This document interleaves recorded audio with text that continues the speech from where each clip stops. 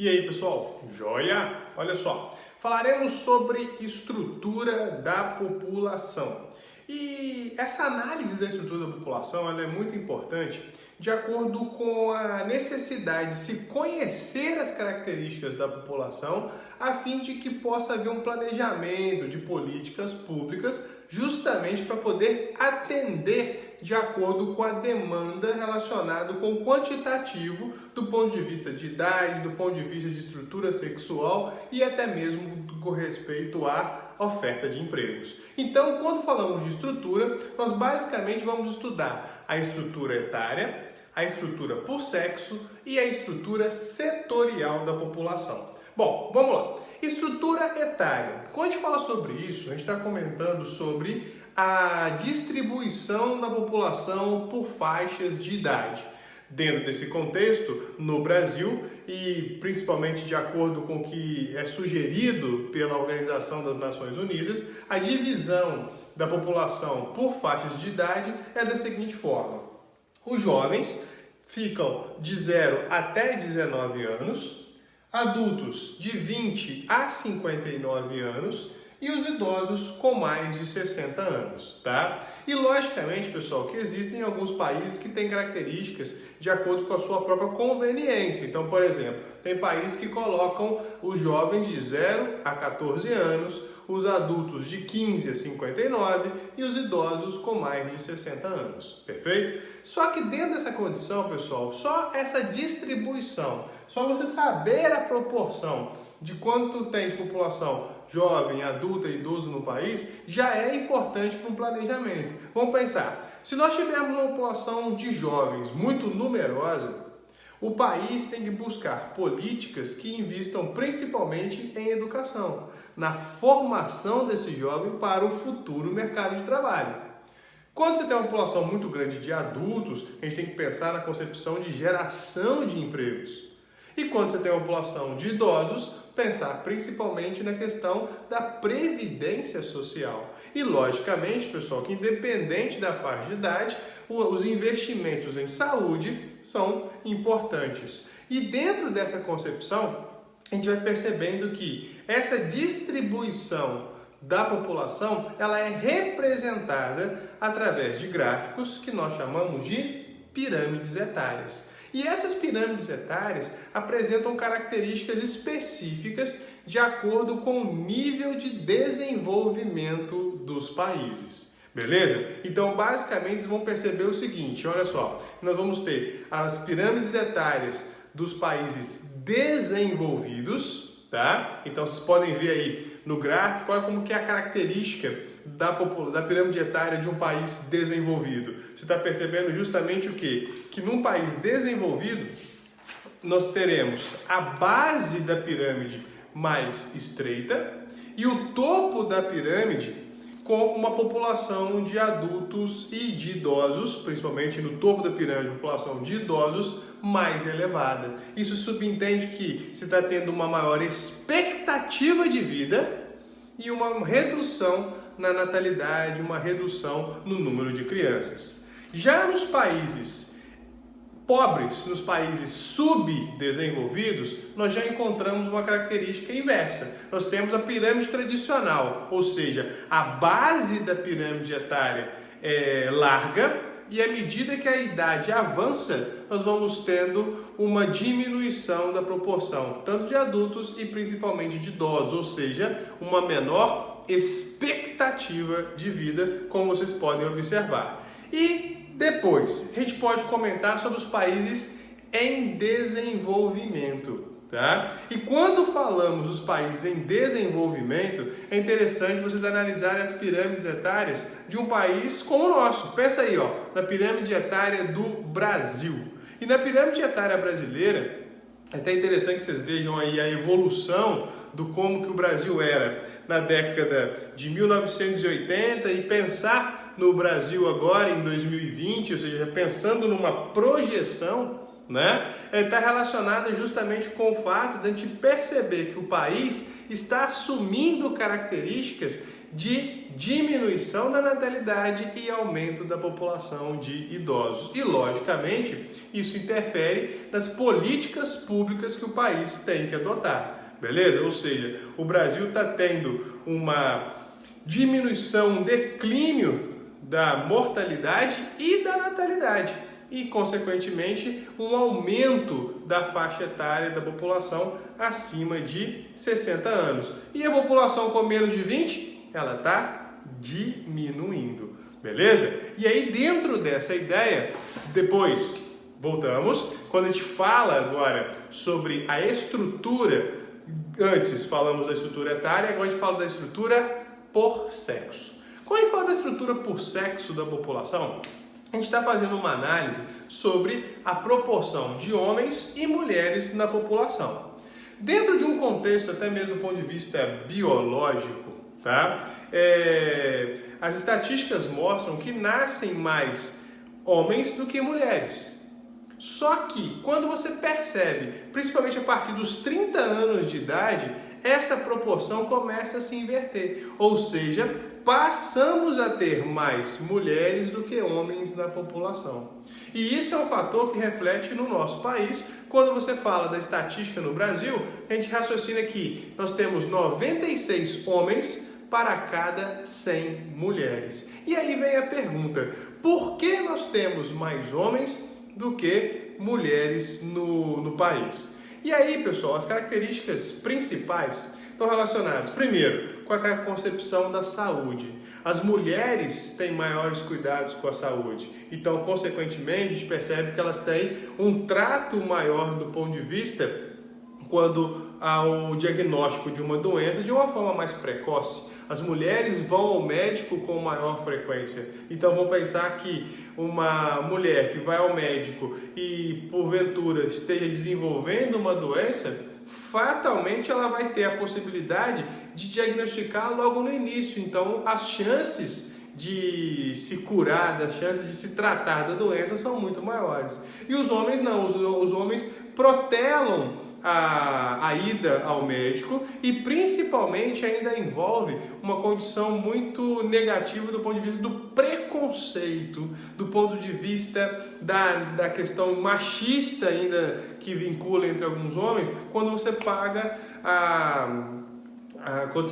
a característica de entender sobre o câncer dos que mais afeta a população masculina, e é justamente o câncer de próstata. E o câncer de próstata, qual é a característica dele? Para que se faça a possibilidade de um diagnóstico precoce que aumenta as chances de cura no tratamento, é justamente quando se faz o exame do toque retal. E muitos homens se recusam a esse exame, principalmente após os 40, 45 anos, que é as idades mais apropriadas para poder fazer esse exame. E o que acontece? Ele se recusa, subentendendo uma condição de que isso afeta a masculinidade, né? Ou seja, onde mamãe passou talco, ninguém põe a mão. E, consequentemente, isso põe em risco a sua saúde e, dentro dessa condição, diminui a sua expectativa de vida. Beleza? E aí, dentro dessa condição, a gente já vai somar sobre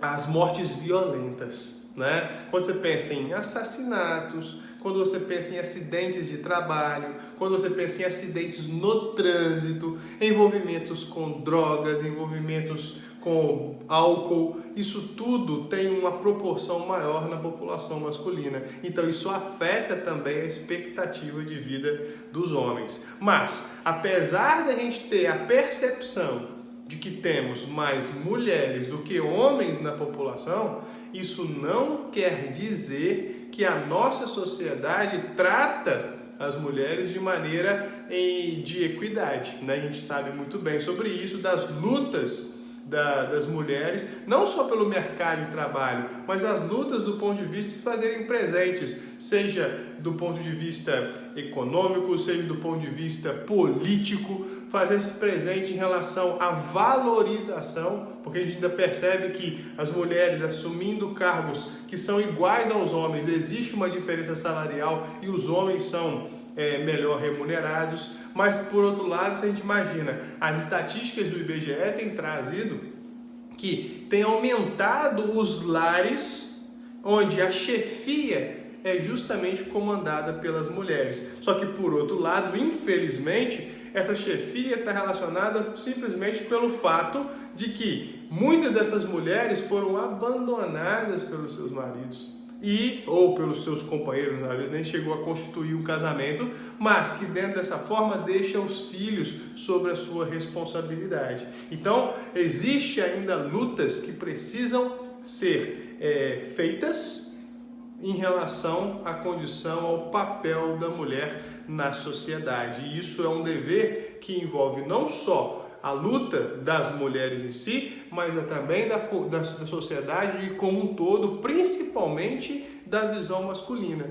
em relação ao respeito, em relação à valorização, em relação ao reconhecimento do papel importante que a mulher tem na sociedade. Tá? Então isso é algo que seria uma condição onde a gente pode considerar que não é uma evolução da sociedade valorizar as mulheres, é uma condição de obrigatoriedade do ponto de vista de equidade entre gêneros. E isso porque eu estou discutindo aqui mulheres e homens, né? Mas na verdade a equidade ela tem que estar relacionada com qualquer gênero, com qualquer orientação.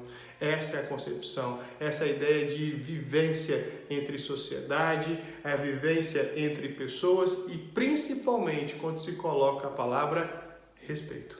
Perfeito? Então, só ligar nessas ideias, beleza, galera? Sucesso! Eu adoro falar isso porque eu acho que a gente tem que pensar em valorizar gente. A gente tem que gostar de pessoas, a gente tem que gostar de caráter, a gente tem que gostar de personalidades e não simplesmente por características que definem o gênero sexual de alguém, beleza?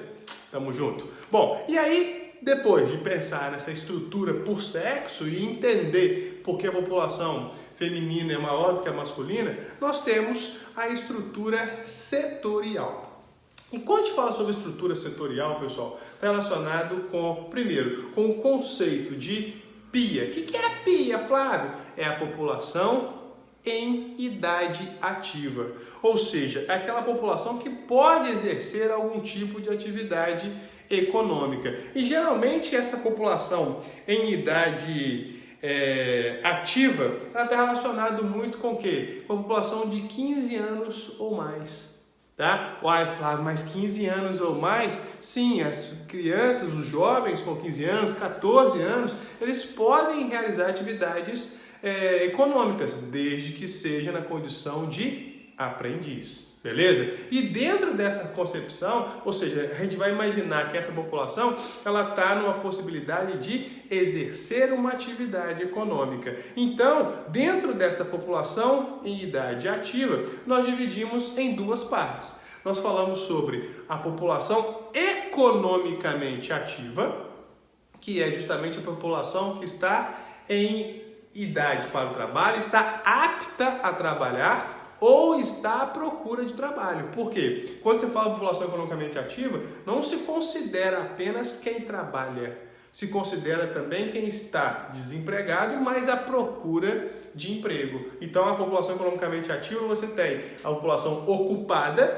aquela que está de fato trabalhando, e existe a população ativa que está, infelizmente, desempregada. Então, vou dar um exemplo. Eu estou trabalhando, então agora eu sou o quê? Uma população economicamente ativa e eu sou uma população ocupada. Fiquei desempregado, eu continuo com a população economicamente ativa. Por quê? Porque eu vou passar a procurar emprego, tá? E estarei apto a trabalhar, beleza? E a população economicamente inativa é aquela que não exerce algum tipo de atividade remunerada. Então você pode considerar os jovens, você pode considerar as pessoas que realizam atividades domésticas, né? Você pode pensar nos aposentados, você pode pensar nas pessoas que têm algum grau de invalidez, tá? Então isso tudo está relacionado à população economicamente inativa. Só que aí tem um detalhe interessante, pessoal.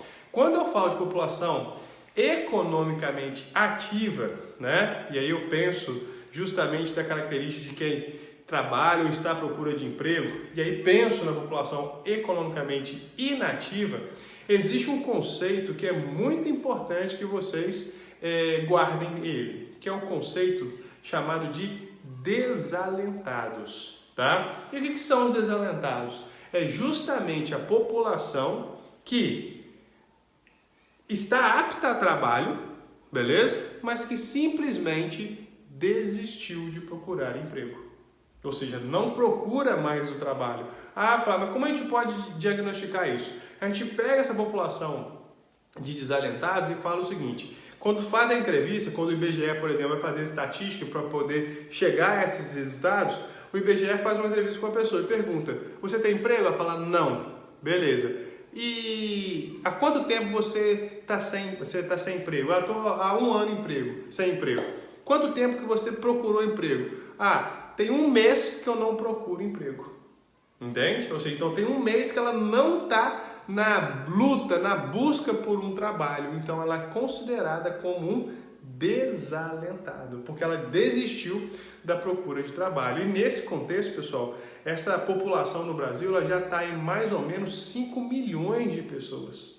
Agregando o fato de a gente ter com basicamente 12 milhões de desempregados, isso é muito negativo para o país. E pensando nessa condição, a gente raciocina também sobre uma outra ideia. Essa população economicamente ativa, ela está distribuída nos setores de atividades econômicas. E quais são os setores de atividades econômicas? Bom, basicamente, tradicionalmente, as formas que mais aparecem nas provas é quando nós falamos dos setores primário, secundário e terciário.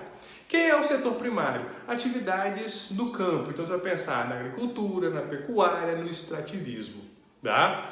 Quando você pensa no setor secundário, está relacionado com a atividade industrial. E o setor terciário com o comércio e a prestação de serviços. E dentro dessas características, você vai pensar onde mais se concentra a população economicamente ativa hoje? Se concentra mais no setor terciário. Beleza? E geralmente, quando você pensa num país desenvolvido, essa população do setor terciário é uma população qualificada. Tá? É uma pessoa que vai ter uma diplomação, que vai ter um grau de instrução mais elevado. Já nos países subdesenvolvidos, essa concentração do setor terciário envolve muito a economia informal, envolve muito aquele trabalhador que não tem seus direitos trabalhistas garantidos. Tá? E, consequentemente, isso causa o que nós chamamos de hipertrofia do setor terciário, ou seja, o setor terciário não consegue absorver toda a mão de obra que está relacionada a ele.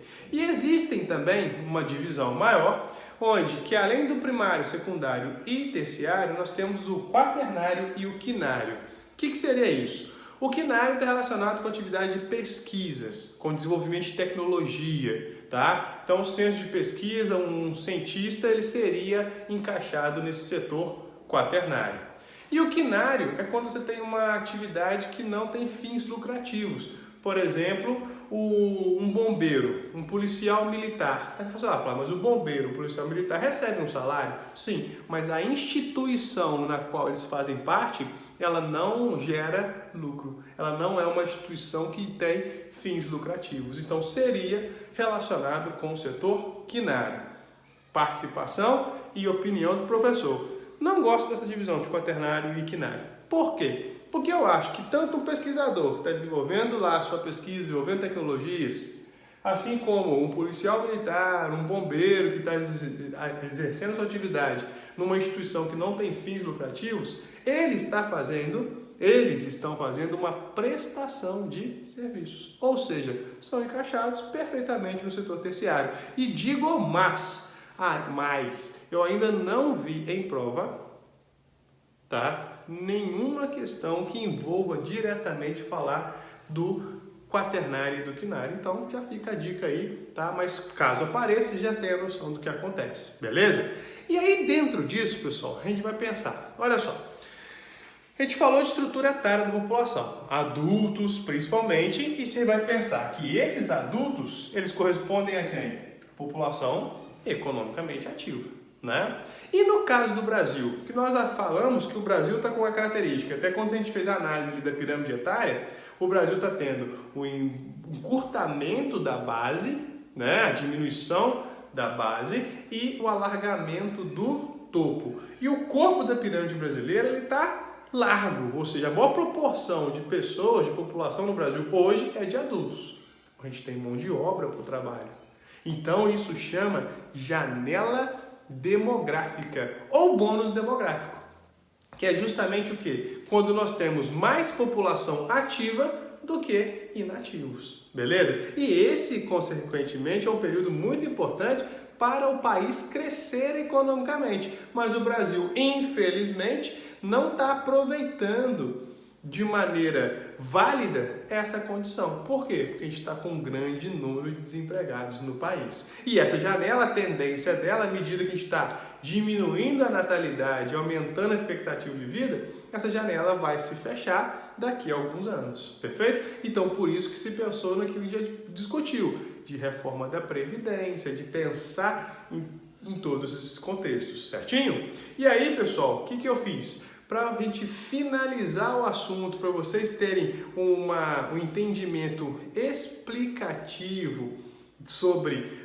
essa janela demográfica, e seria um resuminho dessa parte final que eu comentei com vocês, eu vou anexar aqui agora na minha aula um videozinho curtinho, tem 2 minutos e 50 mais ou menos, de um canal do YouTube que chama Minuto Geografia. E ele vai trazer justamente uma análise ilustrativa para vocês e comentada dessa questão relacionada com a janela demográfica. Beleza? No mais, muito obrigado e até a próxima. Tamo junto! Janela demográfica, ou bônus demográfico, como também é chamado, é um conceito utilizado para definir o momento em que a quantidade de pessoas em idade produtiva é maior que a dos não produtivos. Em outras palavras, é quando há população ativa em quantidade suficiente para sustentar a população inativa, composta por idosos, crianças e inválidos. Lembra da aula de pirâmide etária? Então, é quando o corpo da pirâmide é maior do que a base e o topo. Mas, qual a classificação de idade utilizada para definir população ativa? Bem, varia de país a país, pois leva em conta idade mínima legal para trabalhar, necessidades econômicas e expectativa de vida. No Brasil, é possível trabalhar a partir dos 14 anos como menor aprendiz, por lei, porque na prática sabemos que há muitas crianças menores de 14 anos trabalhando para ajudar na renda familiar. De uma forma geral, costuma-se considerar ativos os que estão na faixa etária dos 15 aos 64 anos. Uma pirâmide em situação de janela demográfica ou bônus demográfico apresenta, portanto, uma quantidade de trabalhadores suficiente para alavancar a produção, gerar riquezas e expandir a economia, atraindo empresas que buscam mão de obra abundante e barata. Alguns países conseguiram aproveitar essa força de trabalho no momento de janela demográfica e obtiveram um expressivo crescimento econômico, como o caso da Coreia do Sul, do Japão e também da China. No entanto, a existência de trabalhadores não é suficiente para gerar riqueza. Vale ressaltar que a população considerada ativa é formada por ocupados e desocupados, ou seja, congregos aptos ao trabalho, estejam eles exercendo atividade remunerada ou não. É necessário, dessa forma, ter emprego para aproveitar esse potencial. No Brasil, o bônus demográfico não alcançou as expectativas geradas. Em 2016, 10 milhões de pessoas estavam desempregadas e fechamos 2019 com quase 12 milhões. O que isso quer dizer? São 12 milhões de pessoas aptas a trabalhar, porém sem emprego. Isso sem contar o desalento, que já soma quase 5 milhões de pessoas.